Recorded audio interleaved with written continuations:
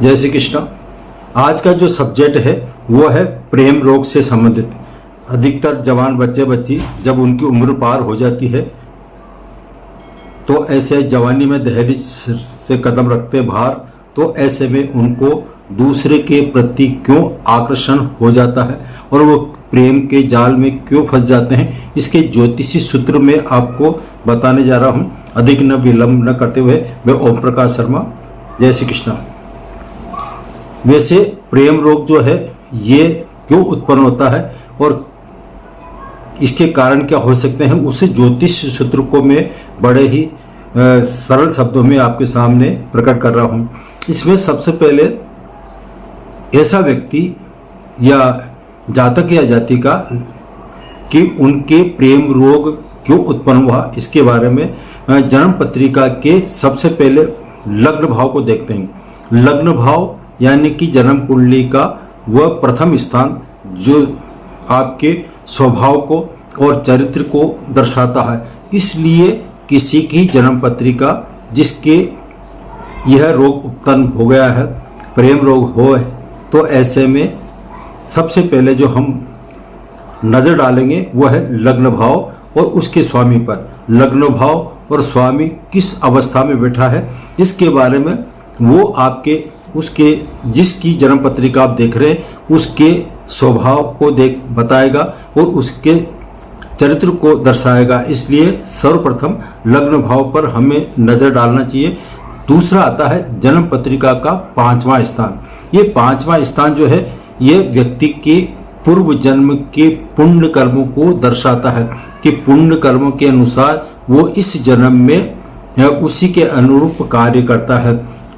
ऐसे में जिस जातक के जो जन्म का पूर्व जन्म का जो फल मिलता है वो पंचम स्थान से मिलता है।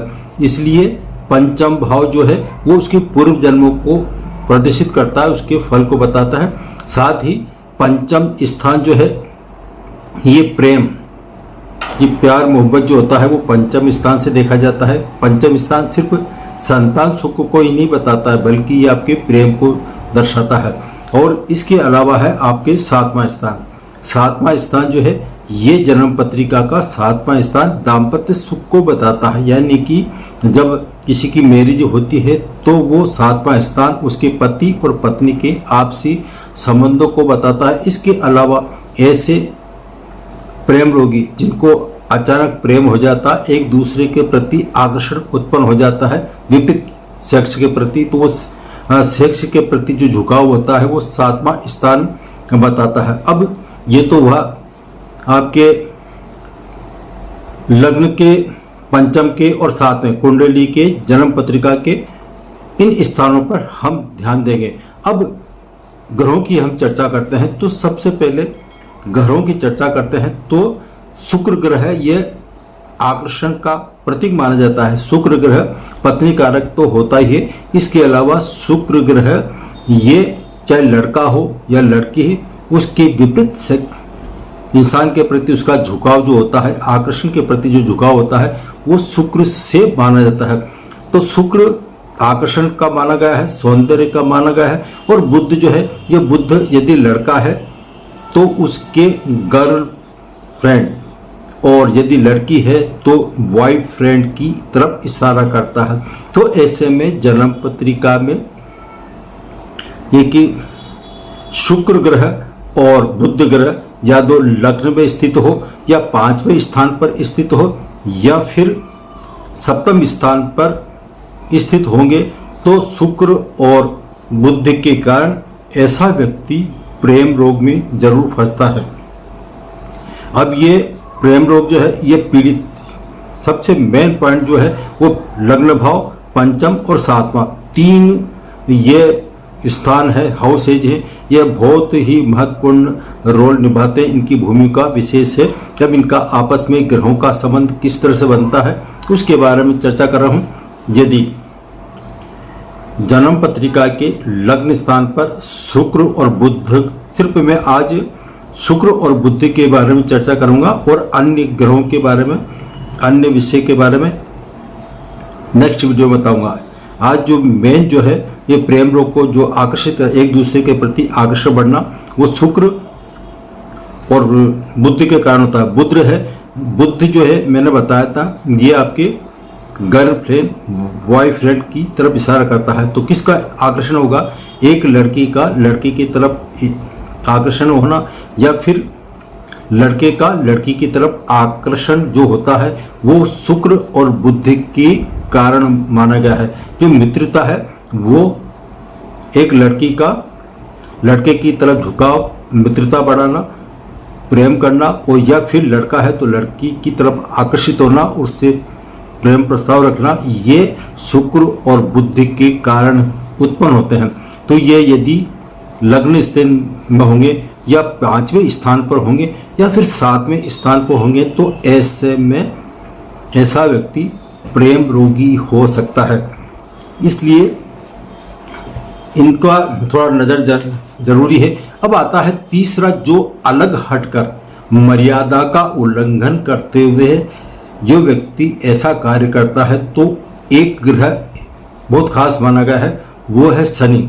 शनि आपके जो भी ये कार्य करता है, लड़का लड़की की तरफ आकर्षित होना, प्रेम रोग में फंसना, अपने मर्यादाओं को उल्लंघन करना और माता पिता का कहना नहीं मानना, सारी बातें जो हैं वो शुक्र और बुद्धि के कारण हुआ। लेकिन इस पर शनि की दृष्टि किसी भी तरह से यदि 5वें स्थान पर पड़ जाए, लग्न पर स्थित हो या 7वें स्थान पर स्थित हो, तो ऐसा व्यक्ति प्रेम रोगी हो सकता है। कब? जब इन स्थानों पर शनि की दृष्टि हो। अब कोई भी व्यक्ति अचानक किसी लड़का या लड़की हो, एक दूसरे के प्रति प्रेम मोहब्बत की हिम्मत होना चाहिए। वो हिम्मत जो दिलाता है, वो हिम्मत साहस जो दिलाता है, वो मर्यादा को जो उल्लंघन करने की हिम्मत रखता है, वो मंगल ग्रह है। तो मंगल ग्रह का सबसे पहले 5वां स्थान पर किसी भी रूप में दृष्टि हो तो ऐसे में ऐसा व्यक्ति प्रेम रोगी हो सकता है।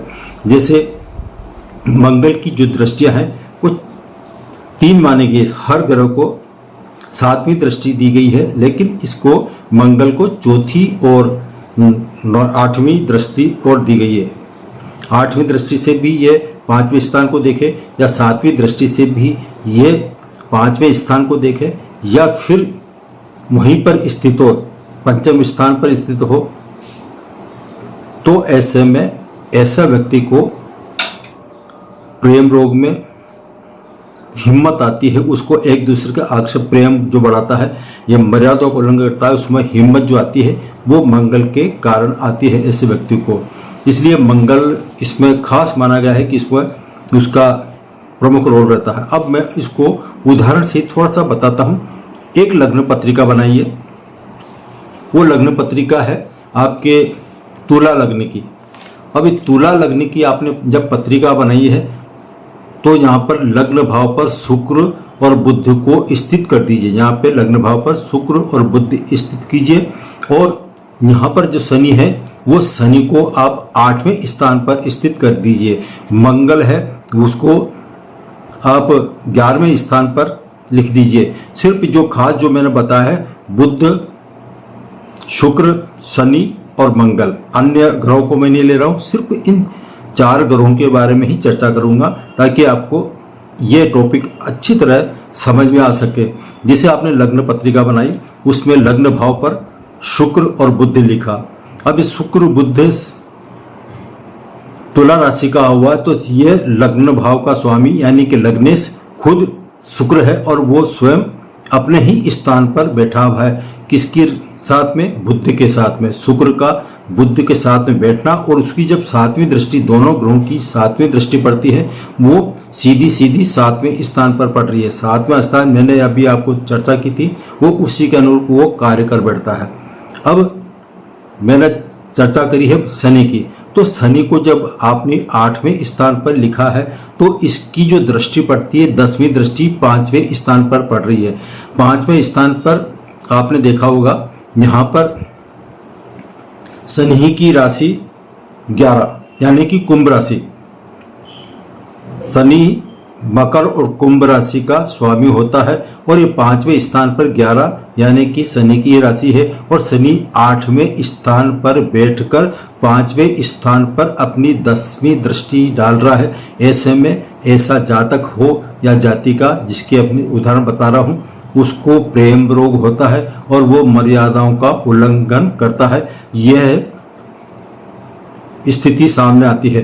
अब इसमें जो मर्यादा का उल्लंघन करना, प्रेम रोग में फंसना, उसकी हिम्मत कैसे होती है? तो मैंने बताया था अभी आपको कि मंगल ग्रह की चौथी, सातवीं या आठवीं दृष्टि 5वें स्थान पर किसी भी रूप में पड़ती है, तो ऐसे में ऐसे प्रेम रोगी लड़का हो लड़की, उसको साहस पैदा करता है। तो हमने लग्न पत्रिका जो बनाई है उदाहरण की, उसमें मंगल को 11वें स्थान पर लिखा हुआ है। तो 11वें से 7वीं दृष्टि सीधी 5वें स्थान पर पड़ने के कारण हम बड़ी आसानी से कह सकते हैं कि ये लड़का हो या लड़की का चार्ट हो, इसको दूसरे विपरीत सेक्स की तरफ आकर्षण बढ़ा और प्रेम का प्रस्ताव रखा हो, प्रेम रोगी हुआ और उसकी जो घर का मर्यादाओं का उल्लंघन किया, उसमें जो साहस आया, उस मंगल की वजह से उसको साहस आया। तो आज मैं सिर्फ इन 4 ग्रहों के बारे में बता रहा हूँ कि प्रेम रोग कैसे उत्पन्न होता है, कब होता है और क्यों होता है, इसके बारे में बताया। अब ये जो स्थिति आती है कि कब यह उत्पन्न होता है, यदि जवानी में ये 20 से 30 के बीच में यदि देखा जाए और उसमें शुक्र की महादशा आ जाए, जो लग्न भाव है, लग्न का स्वामी है, तो ऐसे में जो उदाहरण दिया तुला लग्न का, तुला लग्न का यहाँ पर शुक्र स्थित है, तो और शुक्र की महादशा आ गई, तो इसमें शुक्र का अंतर आने पर, चाहे उसकी उम्र 15 साल हो या 20 या 35, वो विपरीत सेक्स के प्रति उसका आकर्षण बढ़ता ही बढ़ता है। यह है प्रेम रोग का समय कब उत्पन्न होता है।